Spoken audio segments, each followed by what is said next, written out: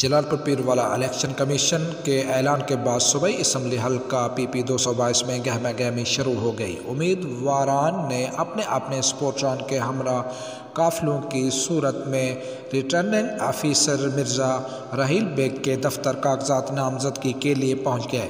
کاغذات نامزدگی کرانے والے امیدواروں میں سابق نون لیگ ایم پی اے مہدی عباس خان لنگا نے کاغذات نامزدگی جمع کروا دیے۔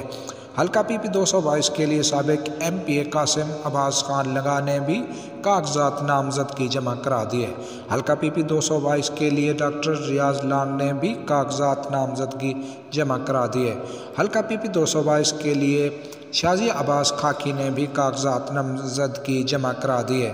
حلقہ پی پی 222 کے لیے رانا شہریار نون ملک قرار لانگ نے بھی کاغذات نامزدگی جمع کرا دیے۔ حلقہ پی پی 222 کے لیے رانا شہزیب نون چودھری آصف وڑائچ نے بھی کاغذات نامزدگی جمع کرا دیے۔